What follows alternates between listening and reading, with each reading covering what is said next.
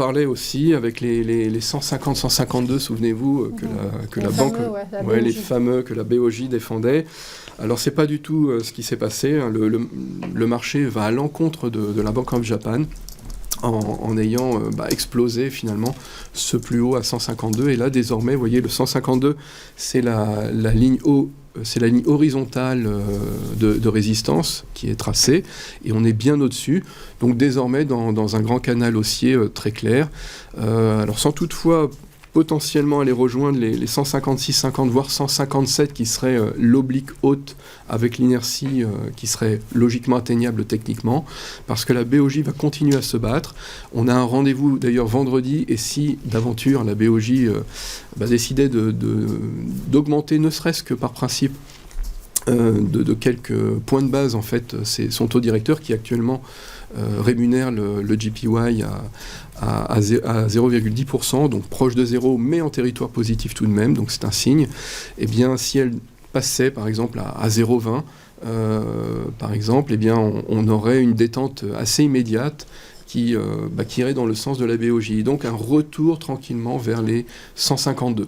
Donc un statu quo vendredi laisserait les cours sur les niveaux actuels vers 154, avec évidemment un travail de la BOJ pour contenir cette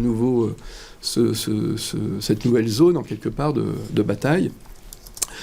Si la BOJ intervenait activement, et donc si elle relevait son taux directeur, eh bien évidemment ça irait dans le sens d'un retour vers les 152. Et si d'aventure les choses se dégradaient sur le plan géopolitique, comme on en a parlé pour l'euro-dollar, eh bien à ce moment-là, ça profiterait au dollar américain et ça enverrait les cours vers 156, voire 157, comme on l'a dit, et donc sur l'oblique haute. Donc là, on est vraiment sur...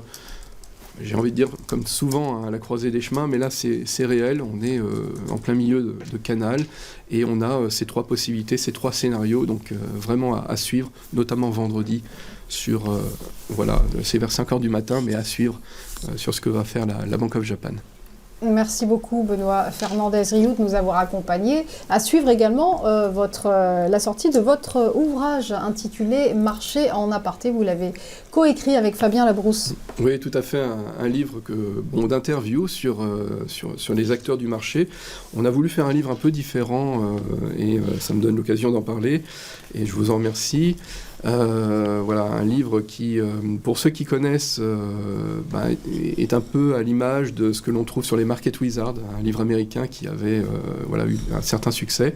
Et donc là, on a une vingtaine d'interviews avec des acteurs clés, des interviews qui se complètent et qui ne se répètent pas. Donc c'est assez intéressant de voir des intervenantes court-termistes, d'autres long terme, puis certains qui ne font que analyser, mais en quelque part, tous ces points de vue sur le marché sont compilés dans ce recueil coécrit avec Fabien, effectivement, et qui, je l'espère, donnera pas mal d'idées et de bons conseils et d'anecdotes assez croustillantes pour intervenir sur les marchés. Voilà, avec plein d'anecdotes. Je l'ai apporté et je vous l'offre. Merci beaucoup. Hop. Merci Merci beaucoup.